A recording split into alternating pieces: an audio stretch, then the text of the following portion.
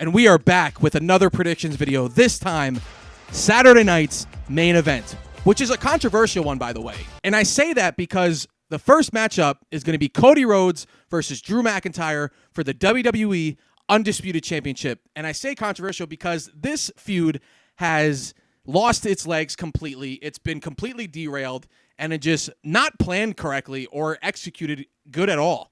Because if you asked me a year ago, 8 months ago, even 6 months ago, do you think this match could main event WrestleMania? Yes, I think so. Or at least I thought so. I thought this could have main evented night 2 because these are two full-time performers. They are both fantastic. And if you disagree with me or you think one of them sucks, that's kind of an unpopular opinion. I'm sorry.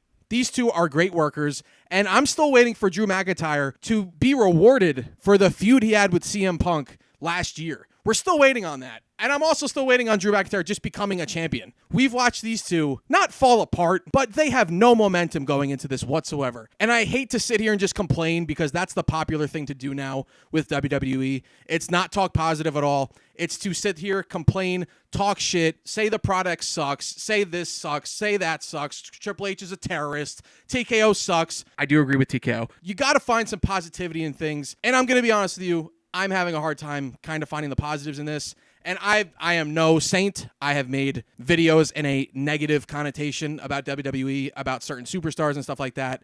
It's what we do as humans. We as humans like to complain.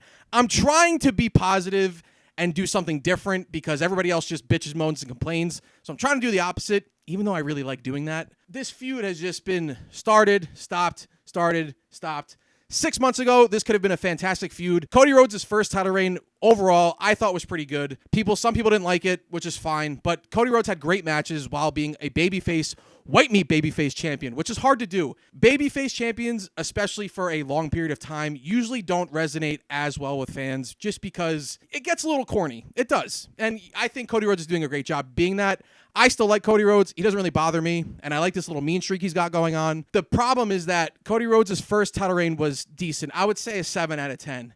This second title reign sucks. It really does, and I hate to say that because it started off with John Cena versus Cody Rhodes in that fantastic match at SummerSlam. So you go from beating John Cena to then immediately going away for a month to film Street Fighter, to then come back and you start a program with Drew McIntyre, someone who's a great worker, great storyteller. I think he's fantastic. We get to WrestlePalooza and they give us a match that almost feels like a Saturday night's main event match instead of like a normal PLE match, which I thought was weird because these two can work. These two can put on a good match and a good feud, but we just didn't really get it. It was okay going into WrestlePalooza. You thought maybe, okay, it's the first match, so like we're going to build on this and keep it going. The unfortunate part is after WrestlePalooza is Crown Jewel, so you have to kill all momentum for rivalries and stuff like that because now Cody Rhodes has to put his focus to Seth freaking Rollins, which halted the rivalry in general, which really hurts the product because you have to stop everything for a PLE that doesn't matter.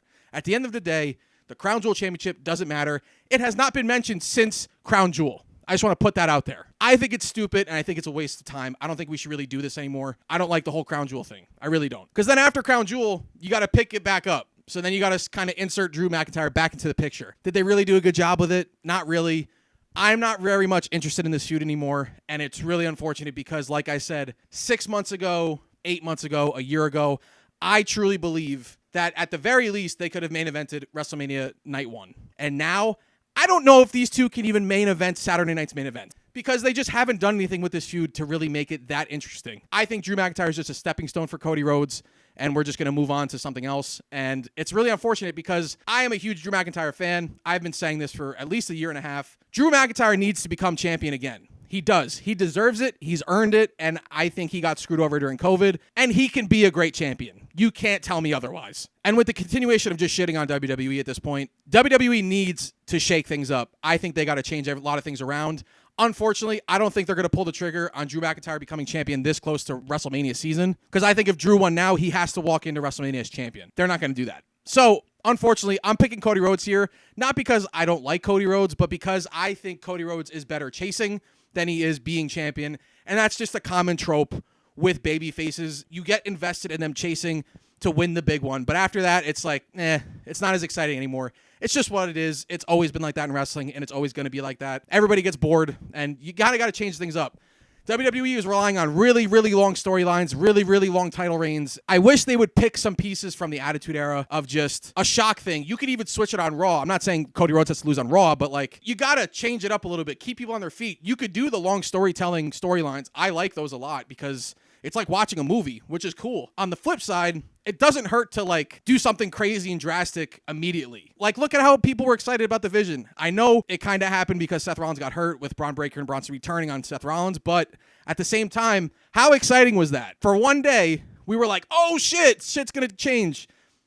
And then we ended up with Jey Uso, but we're going to get to that. For this match, unfortunately, I'm going to take Cody Rhodes. I don't think they're going to pull the trigger on something drastic like Drew McIntyre becoming champion this close to Royal Rumble and WrestleMania. So I'm taking Cody Rhodes here. Next up is the triple threat match between Dirty Dominik Mysterio, Penta, and Rusev. And if I'm going to be 150% honest with you, Rusev in the big 2025 is a no for me. He was popularized because of Rusev Day, which was something that was, 8 to 10 years ago? And now he's just this heel who just showed up again. He's supposed to be like this bruiser, this badass dude, but all he does is scream, and he does this a lot, and he just screams, and he reminds me of something from Jimmy Neutron. Why? I don't fucking know. On the other hand, when Dominik Mysterio is on the screen wrestling, he's great. We didn't start getting title defenses until like recently. I wish he was defending it more often than he does, and he's a double champ. It's tough because what do you do here? You gotta kind of keep the momentum going. I think Penta is fantastic. I think he should be the next Intercontinental Champion. Do they pull the trigger here, historically speaking, with the track record of WWE and TKO? I don't think so. I think Penta deserves a big moment like that. It would be fantastic if Penta beat Dominik Mysterio, but I don't see it happening this way. I think Rusev is there to take the pin. I would be shocked if Penta takes the pin. One day, Penta is going to be champion. It's just not going to be this day. I don't think they're going to take the title off Dirty Dom anytime soon, because we're still waiting for the inevitable turn on Dominik Mysterio from Finn Balor. They've been teasing it for fucking years. Longer than Randy Orton turning on Cody Rhodes, which blows my mind. If Finn Balor doesn't turn on Dominik Mysterio before WrestleMania and they fight for the title, then what are we doing? Because we've been waiting on this for literally 2 years. I don't know what's going to happen exactly, but I would imagine Dominik Mysterio is going to do some sneaky Eddie Guerrero type shit. He's going to end up pinning Rusev, and eventually, Penta's going to get that one-on-one match, and he's going to beat Dominik Mysterio. Some people are a little tired of this whole like trio thing going on because it's been the same 3 people fighting for this title. I get it, but what are you going to do with this? We're in a weird time. We're right before Survivor Series, which is a long gap between Crown Jewel and Survivor Series, and then we're building to the road to WrestleMania. So it's like, this is almost a weirder time than post-SummerSlam. But post-SummerSlam, till about the Royal Rumble anyway, is weird. I don't know what they're going to do here. Again, I don't think they're going to pull the trigger on this. I'm picking Dominik Mysterio. Next up is Tiffany Stratton versus Jade Cargill, which is an interesting one because Jade Cargill just turned heel last Friday. Kind of out of nowhere, kind of abruptly. I didn't really like because I felt like it could have been built up a little bit better. It kind of almost felt like when John Cena turned face again, except Jade turned heel. Very odd timing for this, but at the same time, Jade Cargill turned heel. She attacked Tiffy. She beat the shit out of her. And then she fucked up her leg. I think this is the time where Tiffany Stratton loses, which I think is weird timing because she's been champion for almost a year, if not a year. I don't remember. Tiffany Stratton has had not great feuds throughout the entire year, if I'm being honest with you. If you really want to hate on WWE, just look back at the title reigns. I think it's actually a big problem when people win the championship in WWE because after that, they don't really know what to do with them because they don't want to make their champions wrestle, which hurts the product. It does. I think it's just weird because Tiffany Stratton has had basically 2 feuds for like the whole year, pretty much one, and it was pretty much Nia Jax. And then they've been going at it since Queen of the Ring. So weird that they're just going to pull the trigger. Tiffany Stratton has not lost besides Stephanie Vaquer this year. So to end it in a way where you're kind of just like, that's it. It wasn't worth the long title reign. I kind of wish they pulled the trigger on her a while ago. I'm going to take Jade Cargill here. I think this should be it, and it would be really weird if Jade Cargill lost, unless Bianca returns, maybe. I guess would be cool, but I think that's a match that they'll probably do at WrestleMania. So I'm going to take Jade Cargill here to become the new women's WWE Undisputed Champion. But now, without further ado, the main event of Saturday night's main event, a very, very controversial match. CM Punk versus Jey Uso. And we all know how I feel about LA Knight getting screwed over once again. In my humble and respectful opinion, Jey, you're not just an entrance. You're a decent wrestler, but a lot of it has to do with your entrance. LA Knight should have been in your spot. That's just what I think. It would have been LA Knight's birthday. Well, it still is going to be LA Knight's birthday. I thought this could have been a great time to crown LA Knight as the new World Heavyweight Champion. But we're not getting that. And I think the reason why is because they've been building Jey Uso as this person who's kind of turning into Roman Reigns. He's kind of getting a little corrupted.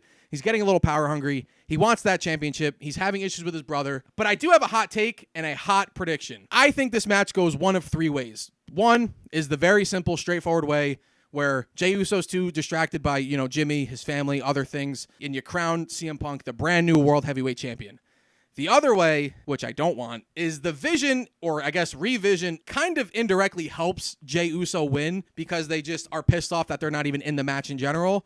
They show up, they beat people up, they beat up CM Punk. Jey Uso sees a shot, an opportunity where he either wins dirty or he just wins with the help of the Vision. Not that he's joining the Vision, just because the Revision or the Vision is fucking shit up. Jey Uso takes that opportunity and he walks out as World Heavyweight Champion. I would fucking hate that. I just want to say that, but it is a possibility. The third option, which is something I've been debating for the last day maybe, and something I'm a little worried about, but kind of interested in, no one walks out as champion, which could be interesting because, like I said before, you have Braun squared, they interrupt the match, they're attacking Jey Uso, they're attacking CM Punk, maybe LA Knight shows up and starts attacking everybody else, and it ends just in a no contest, and there is no champion. What do you do now? You can either have a tournament, or you make Survivor Series War Games something to fight for, where we take War Games, and basically whoever gets the pin in the War Games match becomes World Heavyweight Champion. I'm not saying that's a great idea. I'm not saying that is something that should happen. Would it be interesting, and would it be different? Yes. For this video, because it is a predictions video, I just want to throw out all the options and just let you think. Let you think about what might happen. But I don't think WWE is that creative as of right now. They're doing better. Ever since they announced that they're going to change things up and they're going to change writers, it has been better. Overall, you can't deny it hasn't been better. Ever since Crown Jewel, it's been more watchable than usual, except for the whole Jey Uso thing. I'm not even going to really hate on Jey Uso. I don't really want to beat the dead horse because I've been vocal about this should be LA Knight's show. This should be his moment where he gets crowned World Heavyweight Champion. That's what I think. Overall, we're not there yet. And then LA Knight fights Braun Breaker this past Monday, and I'm like, oh, here we go. We're going to get something good out of this. LA Knight gets fucking pinned. So I have a gripe with WWE in general because that's my fucking guy. The crowd loves Jey Uso. You can't deny when you're there, yeeting is fucking fun. I was there at Madison Square Garden where Jey Uso came out, and I was like this with everybody else. But do I think Jey Uso is the greatest? No. And if you'd ask me, would you rather LA Knight or Jey Uso? Obviously, I'm going to pick LA Knight. Do I think that they know what the online response will be if Jey Uso becomes champion? Yes. And I think they could take that shot of just pissing everybody off and kind of making Jey not a heel, but an anti-hero, but just anti, not really a hero. So it'll be interesting. I'm still going to take CM Punk, but it's interesting to think about. And I hope I'm right because I'd be pretty pissed off if Jey Uso won. I'm not going to lie. Those are my predictions for Saturday night's main event.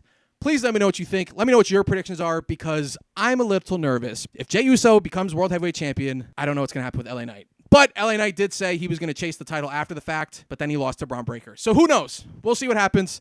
Let me know what you think. Thank you so much for watching. I'll talk to you in the next one. See you at the next one. Peace. I don't know what that was.